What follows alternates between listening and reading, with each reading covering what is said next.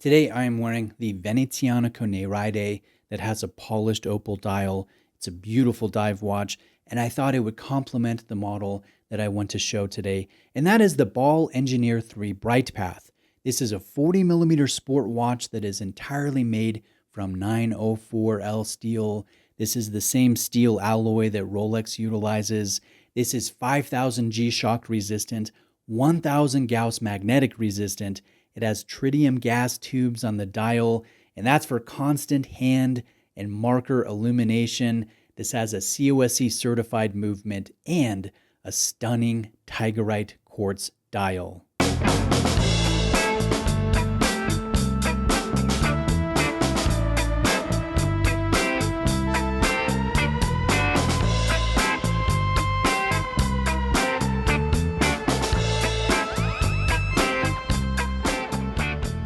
Now, admittedly, this is a watch that I'm personally interested in.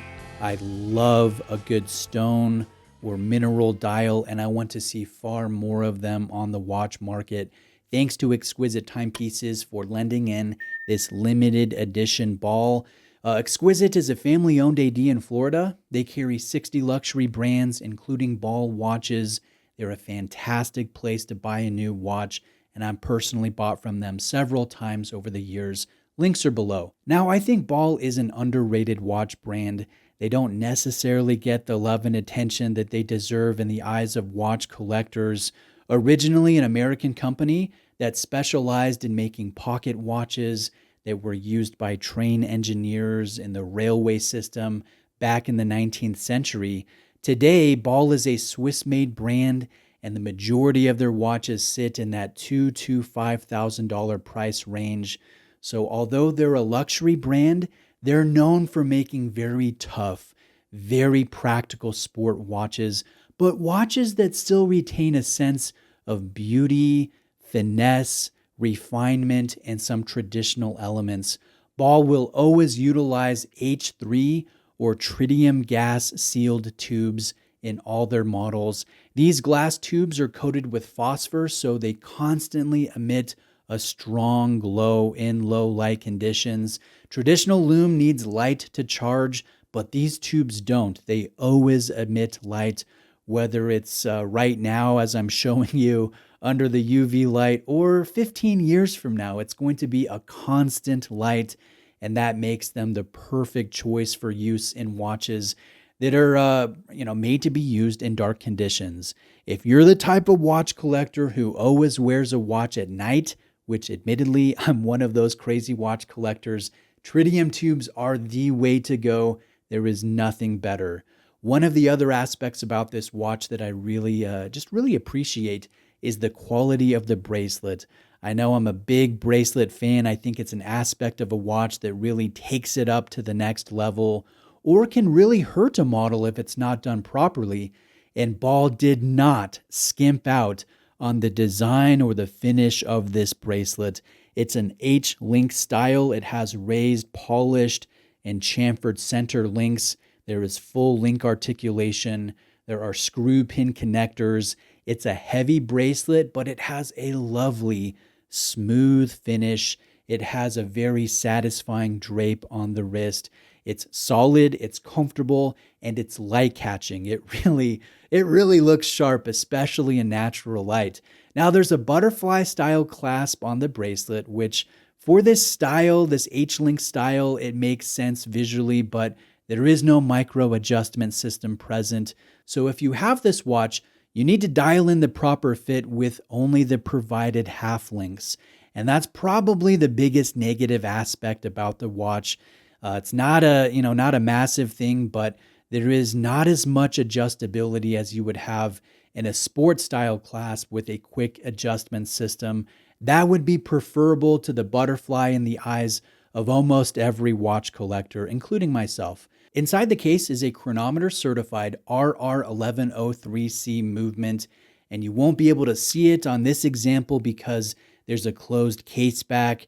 There's an inner Faraday cage that shields the movement from magnetic flux, and that provides the 1000 Gauss level of anti-magnetic properties. Now, you can find other Ball models that do display case backs where you can see the 1103C movement. And essentially, it's it's a decorated Sellita. It's an SW200 that's chronometer certified, and this one is fitted with a patented shock protection ring that surrounds the movement, and it will protect it from quick impact hits that you would get from, say, dropping the watch onto the floor. So it's a very solid, very anti-shock, anti-magnetic movement that's a simple service for any watchmaker in the future. Now let's take a look at my favorite aspect about this piece, and that's the Tigerite dial. Like I said in the intro, I love this material. I'm a sucker for a good stone dial or mineral dial, quartz dial, and I definitely want to see more of these types of dials in the watch market. I just enjoy how you can find something natural that's beautiful and looks completely different from any of the other hundreds of dials in any, given production run. No dial is perfectly like the next one down the line. Tigerite, or Tiger Eye, is technically a quartz, and it's made primarily of silicon dioxide with some iron oxide. This has a lovely golden brown hue, and it has what's called chatoyancy, which is that shimmer or cat's eye effect that you get when you angle the stone in the light. It's a gorgeous mineral, and it's often found or mined alongside black hematite, which is tiger iron, or red jasper, which is another visually striking red stone. Now, Ball selects jewelry grade Tigerite, and this one is definitely lighter and more golden when it comes to the hue of the stone. And you can really see that difference in tone when you compare it to another Tigerite dial, and that is found here on this Bulova Super Seville. This one is darker, it's more of a brown hue. It's still gorgeous, but it's definitely different from the Ball Bright Path. And if I'm choosing between the two, I think I like the hue of the Bright Path more than what's found on the Super Seville. The Tiger Eye is the definite draw of this watch to me.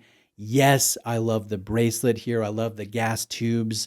I love the quality of the movement. I love the anti-reflective coating on the sapphire crystal. I love the watch itself, but it's definitely brought up to the next level with this Tiger's Eye dial.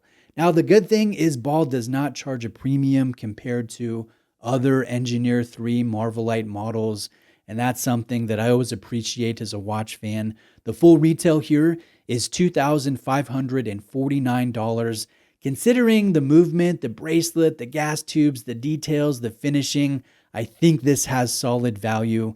It comes in 36 millimeter, 40 millimeter, which is this example, and a larger 43 millimeter. And I've actually owned an Engineer 3 and 43 with the same bracelet. I had that in the past, a special edition made for the Taiwan market, and I thought it was an excellent size. Not everybody can pull off the 43, but I'm glad I have the wrist for it. I'm most interested in the 43 millimeter Bright Path.